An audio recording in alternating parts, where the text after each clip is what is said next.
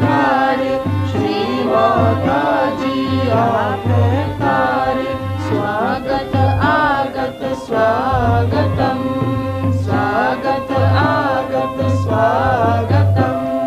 झुम झुम के करते हैं गान, झुम झुम के करते हैं गान। स्वागत आगत स्वागतम, स्वागत आगत स्वागतम। पूजा माता जी दर्शन पाकर, पूजन माता जी दर्शन पाकर, करते स्वागत दिल से गाकर, करते स्वागत दिल से गाकर। प्रेम फूलों की माला पहनाते हैं, प्रेम फूलों की माला पहनाते हैं। हम सब करते स्वागतम, हम सब करते स्वागतम। निर्मल से है विनय हमारी, निर्मल से है विनय हमारी। जीवन सुख से कर दे भारी, जीवन सुख से कर दे भारी। आनंद प्रेम शांति सदा ही रहे, आनंद प्रेम शांति सदा ही रहे। स्वागत आगत स्वागतम, स्वागत आगत स्वागतम। हम सब करते स्वागतम, हम सब करते स्वागतम। आज हमारे बीच पधारे, श्री माता जी आप तारे। झुम झुम के करते हैं गान, झुम झुम के करते हैं गान। स्वागत आगत स्वागतम, स्वागत आगत स्वागतम। पूजन माता जी दर्शन पाकर, पूजन माता जी दर्शन पाकर, करते स्वागत दिल से गाकर, करते स्वागत दिल से गाकर। प्रेम फूलों की माला पहनाते हैं, प्रेम फूलों की माला पहनाते हैं। स्वागत आगत स्वागतम, स्वागत आगत स्वागतम। हम सब करते स्वागतम, हम सब करते स्वागतम। निर्मल से है विनय हमारी, निर्मल से है विनय हमारी।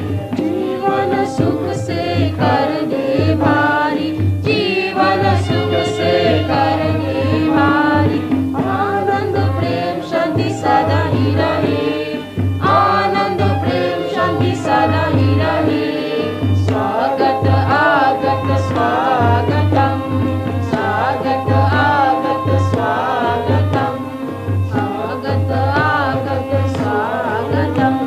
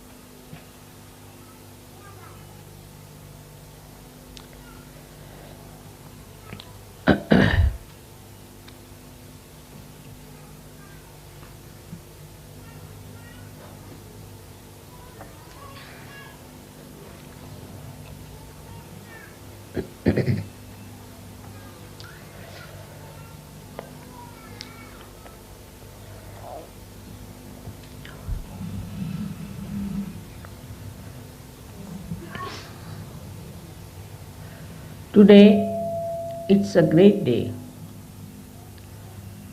that you are here to worship your Guru in the realm of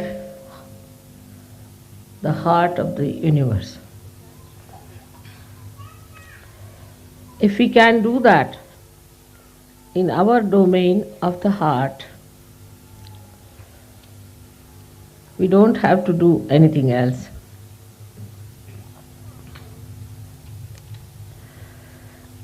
Today also, I feel I have to tell you about Sahaj Yoga and its value, which is related to other yogas which were accepted in the olden days all over the world. They called it one as the yoga, not Sahaj Yoga. It started with various types of practices of Ashtanga yogas, eightfold yogas, with a guru. And one had to go through lots of hardships. Nobody who was married was allowed into that Ashtanga yoga, and they had to give up their families, give up their relationships. They had to become absolutely, just a minute, absolutely without any attachments to go to a guru.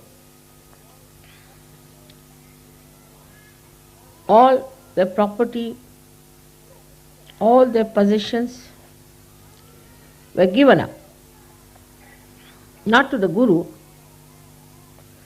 as is done in modern times, but given away. And this was called as yoga. The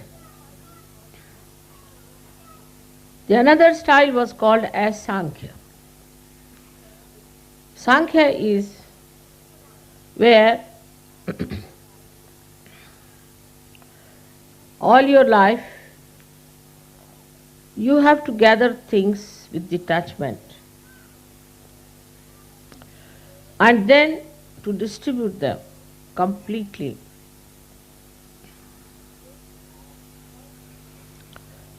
And take to a guru in a way completely surrendered, and then get realization. Sankhya is the right-sided,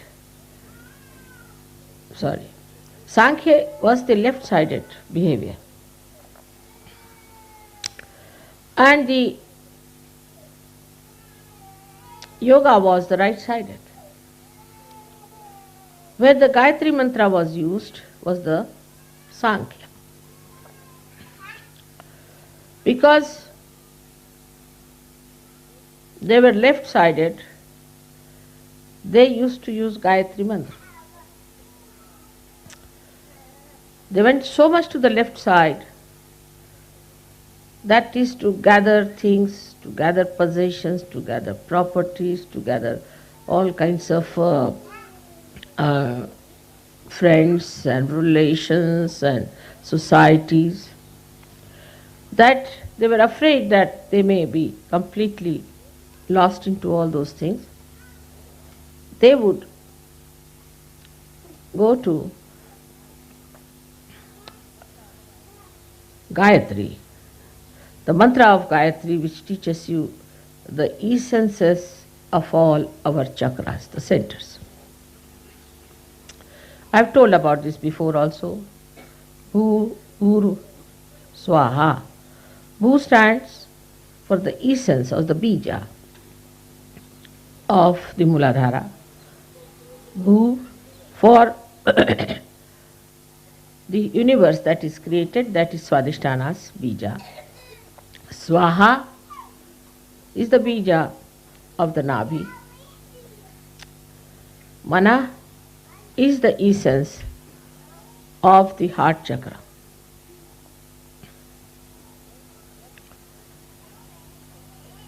Then Jana is the people, collectivity. is the essence or the bija of the Vishuddhi chakra. Then tapa is the one where you go into tapasya, into renunciation, into hardships. Is the essence of the Agya chakra. And then the Satya is the truth, is the essence of the Sahasrara. Not the truth that we think as truth, but the truth that is expressed in our central nervous system.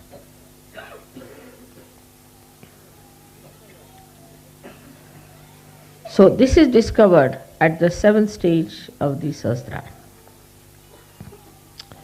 So the people who did Sankhya were sort of not so much respected as spiritual people, because they thought these are all involved into worldly things and worldly possessions and worldly happenings. So they were regarded as something secondary. Or those who were yogis of the gurus were regarded higher, because they had already given up everything and they have gone to a guru, giving up all the things that they have.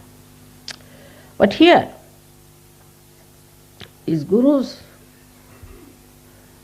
had a problem within themselves, because they found that those who came to them gave up everything, no doubt, but still there was lurking attachments.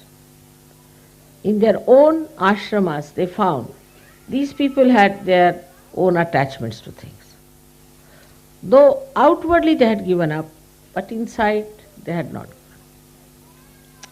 So they were still sticking on to these ideas that, oh, it's all right, but still we can have little things like that, doesn't matter. Like that, there was little compromises going on. Like as we have here, nunneries and all that. So both in a way were artificial.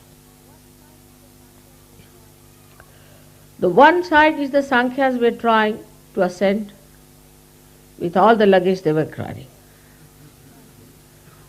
And another were trying to descend with all the ambitions of ascent. So it was a very funny thing in every aspect in both these styles of yoga. As you can see that now if you go to America, you will find, oh God, what is this America? It's not democracy, it's demonocracy. But if you go from that in the realm of another country like Russia, you'll find, what is this? You are working here under complete pressures and fears. But as soon as a Russian comes out of that country, he can become worse than an American. So what is this? One theory works here, another theory works there. So which is the theory that is all right? Same you find about religion. Say a religion which believes in many gods like the Hindus, they are also believing now into the bhoots. And they are also following the path of possessions. If you go to a temple, every temple has got a nice arrangement for you to get possessed. Or even a church or a mosque, where God has to decide, you find suddenly you get attacked and you come out absolutely puzzled about yourself, ending up into lunatic asylums. So what sort of worshipping places are these, where you go to find God and you get the horrible satanic forces acting on you? That's why in the modern times people have become so very confused. We do not find truth in anything, in any ideologies, any philosophies, anything that started, say, Confucius started humanism, Socrates started another thing, Muhammad Sahib started another thing.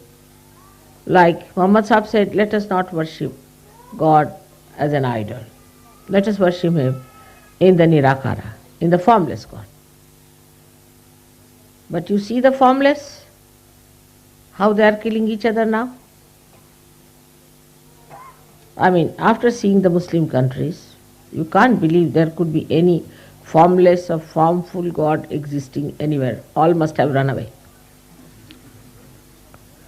The way they are fighting. Then you see the Christian countries. Wherever they have gone, they have tried to dominate other people who were not Christians, just as if they had a right to do it because they were Christians. The disciples of Christ who said, forgive them, for they do not know what they are doing. And I have to say the same for all the Christians. Forgive them, for they do not know what they are doing. And when you are shocked at all these things, one must sit down and think, what is to be done? What's the problem is? So it is neither Sankhya nor Yoga. Then what is it you have to achieve? That is Sahaja. Sahaja is a system in which first you are not given a theory, but the light in your hand to see for yourself. In which both things look the same.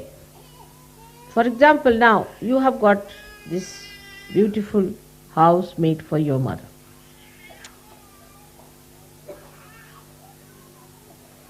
While your mother doesn't know how to get attached to even a pin.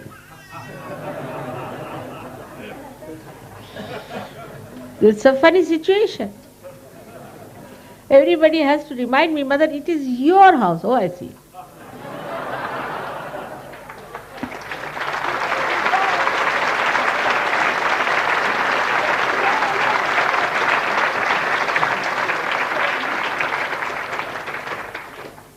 And I am to be reminded, I must thank you all, especially the English, especially the leaders of English, Sahajogis, for making full effort to get this house. But then I think, why should I thank? It's not mine, it's theirs. And that's what it is. So a new type of confusion starts.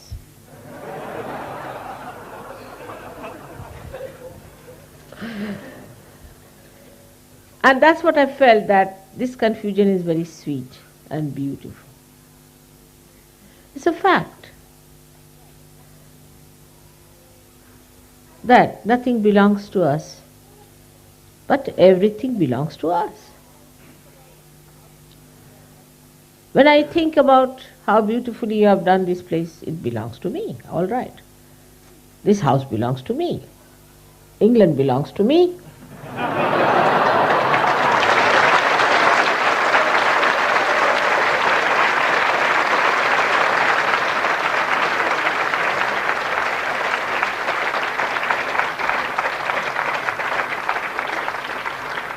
And above all, the whole world belongs to me.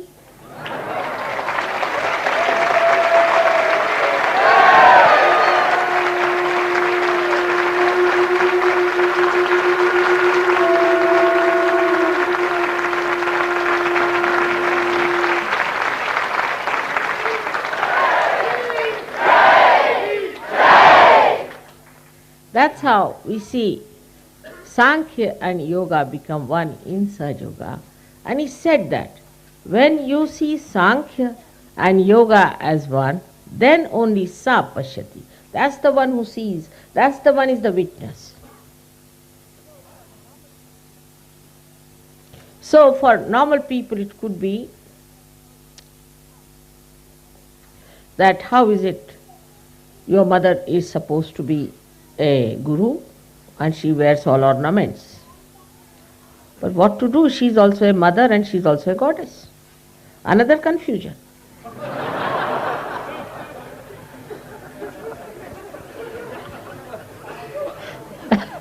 How to make these two things meet? You see, a guru has to be a very angry person, wearing only single dress, either upwards or downwards, I don't know how. With a big thick rod in the hand, never smiling, laughing no question, smiling. And the gurus have to be very long-faced, developing big beards, and no ladies allowed. In such a situation where the women are not to be seen at all, I mean, I shouldn't even see my face, it's like that.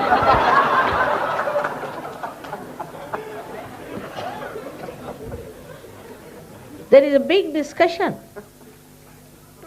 in all the scriptures, and not scriptures, I would say, the critics, whether a woman should be allowed to do the spiritual practices or not. Imagine. Not only among Christians, you will be surprised, even in Indian scriptures, whether is woman should be allowed or not to do spiritual practices. Now, when your mother is a woman and she is your guru, what will you do? This is another confusion. Because it is wrong. The whole thing is falsehood, based on no basis at all. You may try anything to say that women are not meant for spiritual life. Try any argument, it fails. The other day I met one big John in a university, big fellow, I might say a really hard nut. And he started saying, we Christians cannot accept a woman to be God. I said, why? Because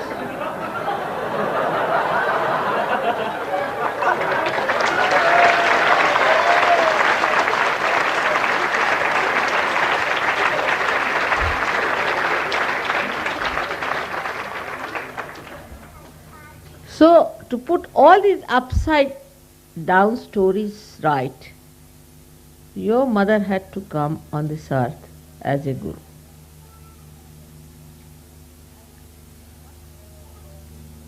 I got to this point out of one little confusion I had about myself. The other day, somebody was after my life that I should buy a bracelet. I said, I have no money anymore, I don't want to buy. All right, we'll give it in Puja. I said, no, but there's only Guru Puja. I said, all right, we'll give in Guru Puja. I said, on a Guru Puja to buy a bracelet was something funny I've done. After all, in a Guru Puja, don't give a bracelet to your Guru, do you? You can give, say, a big rod.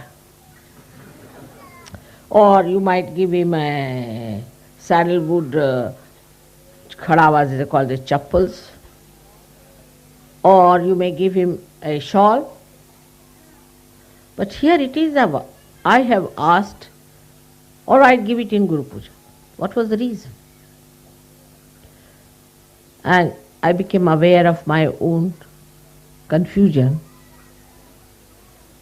And I thought of it. I said, this is what it is. that it has to happen this way. That on a Guru Puja, you have to give a bracelet to your Guru. Let us change it over. The whole thing has to be brought up this way that everything faces reality. All these false ideas have to be given up. Like if you have a carpet upside down, the whole design is upside down. But if you put the carpet right, everything falls in line. And that's why you needed a mother to give you realization and a guru as a mother to teach you that for ascent of God, nobody can be prohibited. That is how the Sahaja Yoga today is working out in all directions, if you find. To put all upside down things into right direction, to expose it to reality, to bring all real values, to abolish all rotten value systems, all political, economic systems, all spiritual theologies, all psychological and all such nonsensical ideas into its proper direction. How in one incarnation it has worked out. You can imagine how in one incarnation all these ideas have been put right. Another idea exists among Hindus that if you are a religious people, you should be a vegetarian. All the Brahmins believe this, and even the non-Brahmins. But we had a Brahmin working in one of the places where I was living, and they said that for mother we have to give meat. She doesn't eat anything else, she has to eat pure proteins. He said, yes, of course, for mother she must have. Whether it's a Brahmin or a non-Brahmin, all understand that mother has to eat proteins. Because she has to drink the blood of all these Rakshasas. How can she be vegetarian?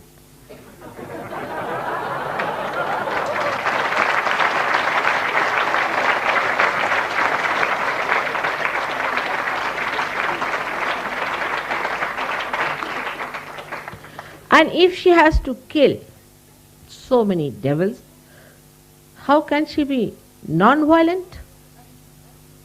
So the contrast that you see in the description of the mother, that she is the one who is the most furious personality, when it comes to the killing of the people who are of the negative land, who are trying to destroy her creation, her own children, and she is the sweetest and the mildest person for her own children. These two contrasts should be seen. Even in animals you will find the same contrast. But very evident in an incarnation like this. And today, through Sahaja Yoga, we have been able to prove that Sankhya and Yoga are the same. Whether you collect things, whether you have possessions, or whether you give away, makes no difference to a person who is detached from it. If you collect them for others, even better. But if you collect for yourself and then give away, that's even much better. Because first you collect for yourself, then you think, oh, it's good for me, I will use this one for myself, it will be a good idea. So the self is there. But then that you give away, that means your detachment is complete. Or the third personality could be like me, which just goes on collecting and just goes on giving. Without thinking, it collects, and without thinking, it gives. Because thinking is not my job. That is one thing I have given up, is to think. I don't want to think. That's your work, not me. And without thinking, how many things we have achieved through Sahaja Yoga. Yoga and Sankhya both are products of thinking, not products of spontaneity. This house itself is a product of spontaneity. I mean, as we call the English as sabloks, you see. So I took some sabloks with me round to see some houses. And they wanted to houses with some character. Means something must fall out, something must be crooked, it should not be straightforward. I said, now please, I can't bear all this crooked. So, no, but it has character. I said, now this kind of a crooked nose I don't want. Straightforward it should be.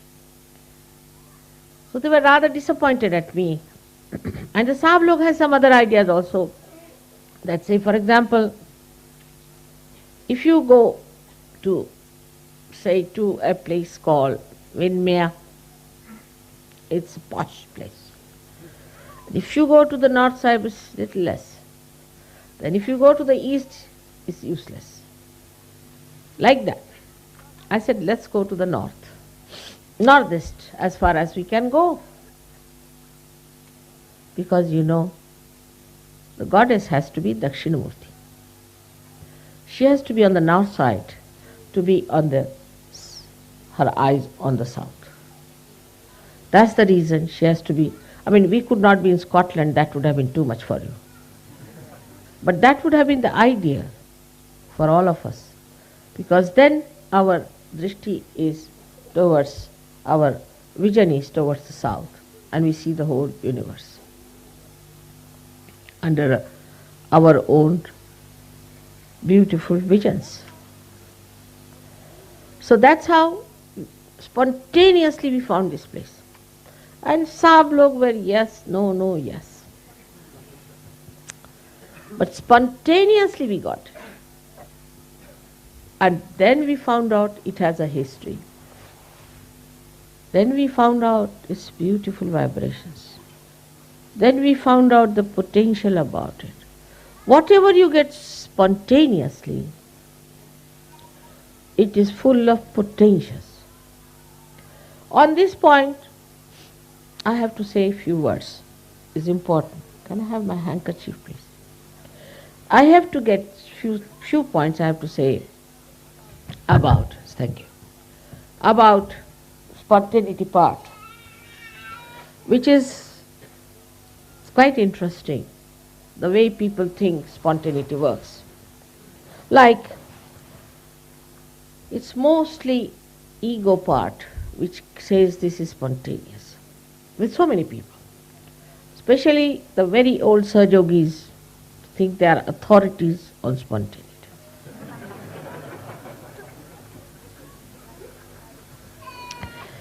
Like we had a land in Vaitana. So one of the older one went there and he said, this land is vibrating and this is not vibrating. So everybody accepted, all right. Then they said, in this part of the land, nobody should eat their food. Then from where does this knowledge come? When eating food is not a sin, is it? As if it is a sin that you are eating food in there. Then religiously they follow A, B, C, D, E, F, G, H, Z and again A, B, C, D. Of Sahaja Yoga to such an extent that I start thinking now they have become another fanatic Sahaja Yogis. Fanaticism is against Sahaja Yoga, absolutely. Now they'll ask, how many times we should say this mantra? Then I say 0 times.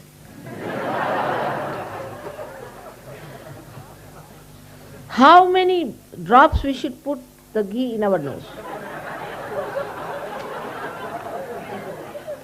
Then I say a full jug.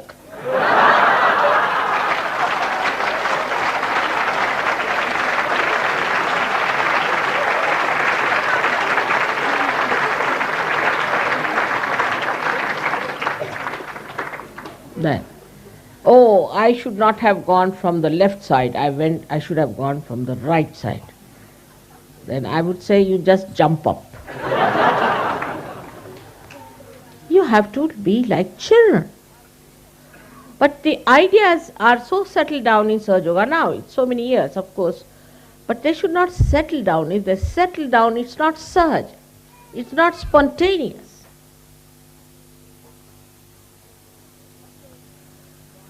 If you do this way, then it is wrong. That way, it is wrong. Nothing of the kind. Nothing is wrong for you people.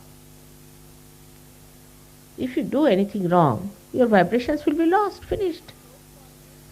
What is there to be so cautious? Like somebody said, I don't want to look at the cigarette. I said, why?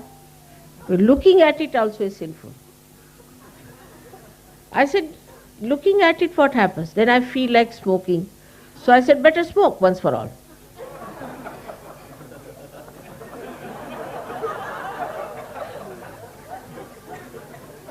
Or I cannot hold a wine bottle in my hand. Why? No, holding the wine bottle is sinful. I mean, you can swim in the wine.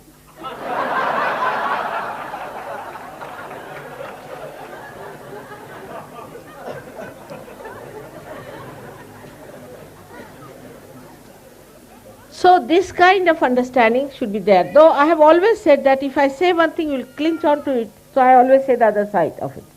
That don't stick on to something. Sahaja Yoga is not for sticking on to something. Like somebody who had learned certain, say, lessons about Sahaja Yoga in the beginning of it, certain mantras they had learned, and still they are sticking on to the same step. No, no, no, no. You have to go ahead. This is just a staircase. Don't get stuck at a point. We have had so many such cases here. People get really outworn, as they say. They'll go on telling you so many nonsensical ideas. You see, if you do like this, then this happens. First of all, you don't give ideas to others. That's one thing. If you decide that we don't give ideas about what's wrong with another person, half of your job is done. Because you don't have to do any job as I don't do. Anybody who comes, you are a booth. You better have it. I get reports from others. They say that your Sahaja Yogis are wicked people. I said, why? Oh, they tell you you are evil. They tell you you are possessed. They tell you you are this, you are that. They are very wicked people. I am really shocked to hear that Sahaja Yogis, how can they be wicked? If somebody is suffering from something in the phone, they say, oh, you better have it. It's good for you. That's not the way. We have to be not only humble, very tactful and sweet to new people if you want any more to come in. But if you have decided not to have any more because we'll have to put another marquee, then I have nothing to say. But if you want others to come in, then it's important that you talk to them in a very sweet and beautiful language, the way they understand. Rudeness, arrogance, showing off is of no use. One should understand Sahaja Yoga is where you are in complete enjoyment about it. You are just lost into that enjoyment. Where is the time to remember how many times to give bandhan to yourself? What is the need to give bandhan to yourself? It's all a joke now for you, should be. A little child sucks the milk from the bottle, all right, because it has no teeth. But what about you people having that kind of a thing? It's very childish and shows no growth at all. Sahaja Yoga must grow within. You should not be anymore regarded as immature Sahaja Yogis. I would say a person who is a matured Sahaja Yogi is the one who can combine so many things together with all beautiful lines, thin maryadas maintained. But you cannot do the other way now. For example, if you say, all right, now I'll be sweet, and then I'll be angry, then I'll be like this, then I'll be like that. It will be a hodgepodge. It's a funny personality. You see, suddenly I get angry, like that. And then I...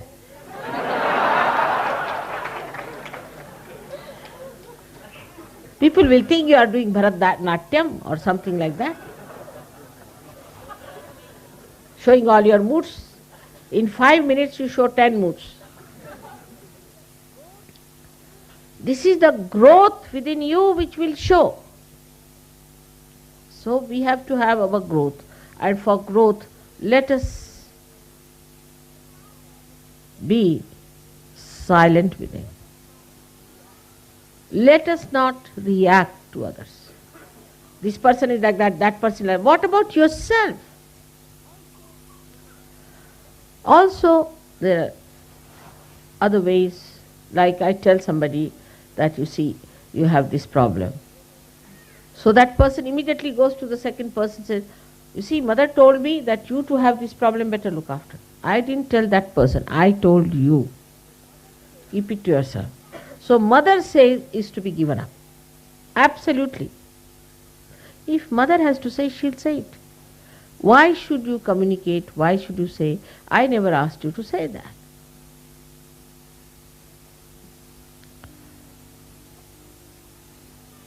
And understanding Sahaja Yoga is very simple. Extremely simple. When you understand one thing, that you have to have your innocence intact. Now how to get to innocence? People will say. How to get to innocence? It's a vicious circle. How to get to innocence? It's a very vicious circle. We have to get to innocence. Through what? Your ego or super ego? How will you get to innocence? Mother says, don't raise your kundalini. I mean, I am sitting here, people are just doing like that. What's happening? I am sitting here, kundalini is up there on your head. What are you raising? Now, how to manage is the problem. Very simple it is. In the beginning I said, let your Guru reside in your heart. How to manage? Why? Let mother manage. Mother is managing me. Keep it at that.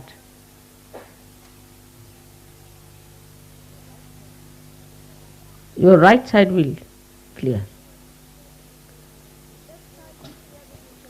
Your left side will clear when you say, nobody can manage me but mother can manage me. Two things together. Things will work out.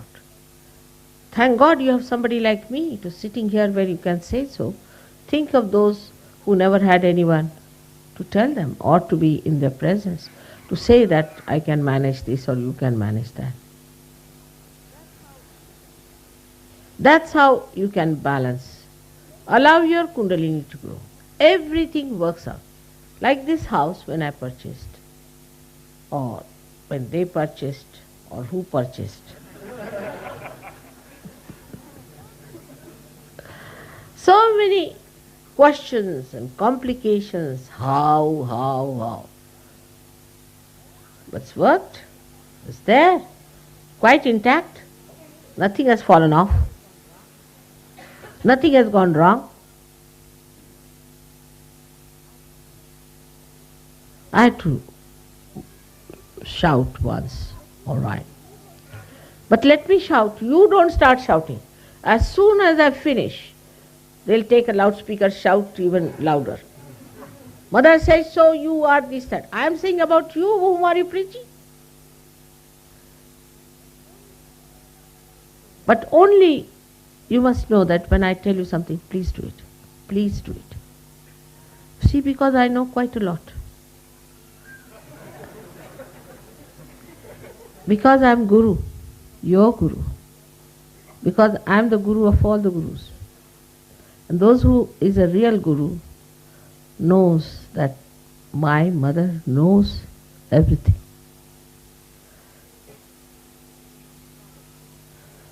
She is knowledge herself. If she says something, it means something. And even I may test you sometime, doesn't matter.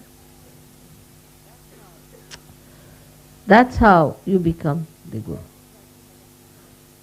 Shivaji had a Guru called Ramdasa. In those days, Gurus used to take a lot of tests of their disciples. I never took your test or anything. But you are testing yourself, that's all. And his Guru one day said that, I think I need the milk of a tigress. I have to drink the milk of a tigress. Half of them died. And most of them didn't hear it. Shivaji said, all right, I'll get you. He went in the jungles. He saw a tigress and there were small little children she had. And those cubs were lying on the side. He went and he just said, Namaskar to her. He said, my Guru wants your milk. That's all. Because Gurus are Parabrahma.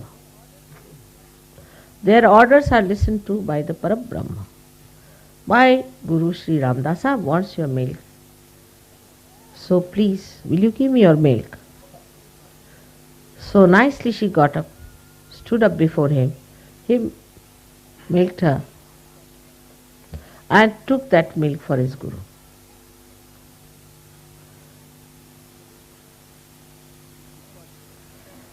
This is what it is. Have you understood the meaning of Guru Pada? When you become absolutely one with the desires of your Guru, you achieve the position of a Guru. But if you still have certain ideas about it, then Sri Ramadasa has said that then God alpadharishtapahe. It sees your little courage. All right, go ahead. Break your heads and then come back. I'll fix them up. So it is important that we should do one thing seriously, is to take your mother very seriously when it comes to some request. Of course, in English language I always say, please, will you do it? Or I may even say, I'm afraid, will you do it? But that should make no difference. Other day only when we are coming for Cardiff, I said that the first class will be coming on the other side. But everybody at the platform said, no, it's coming on the other side. I said, all right. We sat down and then they announced that the first class is coming on this side. So we all again walked back. It's all right for those people. What about you? Many a times you have seen. And at the asking of a Guru, if something goes wrong also, it should be always accepted as the law of the divine. Because Guru is the giver of the law of the divine, not the worldly laws.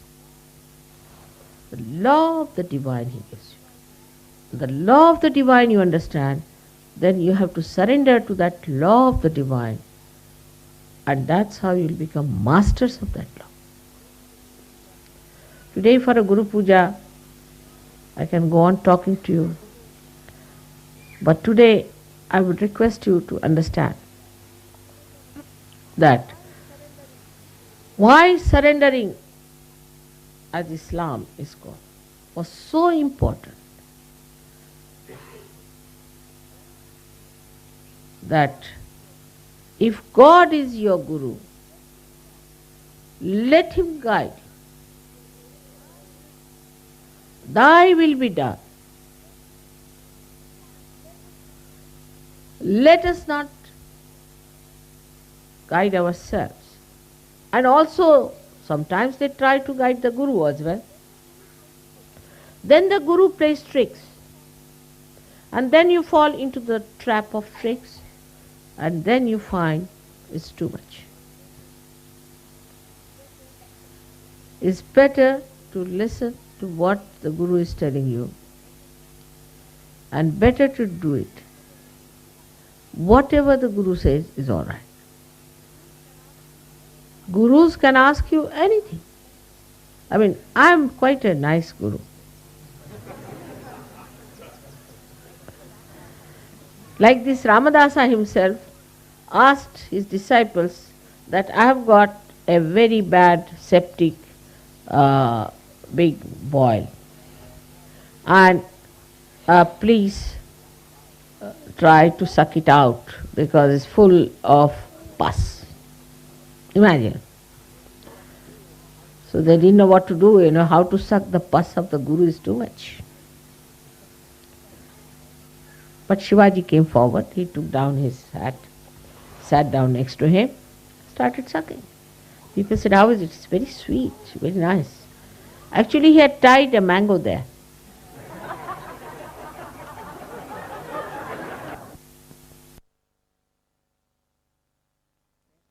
Not take the tests of others.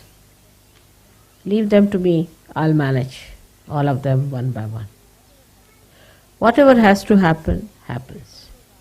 In Sahaja Yoga, to think that 100% will be rich, wealthy, healthy and on top of the world is a nonsense. If you become very wealthy, then there will be recession because others will be very poor. If you become very healthy, then nobody will come near us. If we all look like wrestlers, who will come nearer? If you become very wise, then people will be frightened of such wise people. They cannot understand anything, it will go over their heads. So let us be in the center. We should be wealthy, but not too much. We should be healthy, but not too much. We should be wise, but not too much. So far, so good. That's how we should move, so we keep to our maryadas and we become beautiful Sahajogis who will be congenial to others, who will be able to get others to us, who will be able to project an image of magnetic personalities. And this is what we have to do. If you try to show off in any way, like I have seen people try to show off unnecessarily, there's no need. Just be in the background. If you are very much in the background, just be in the foreground.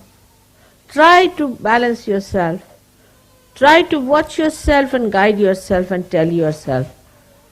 Become your own gurus. Judge yourself. How far you are in the center. How far you are growing. How much growth have you achieved? Are you still attached to small things here and there? Are you still bothered about small things? Mother, I should have got 80% marks, I have got only 75% marks. Oh God. Because he got 75% marks, there's something good has to come out. He has to learn a lesson, maybe.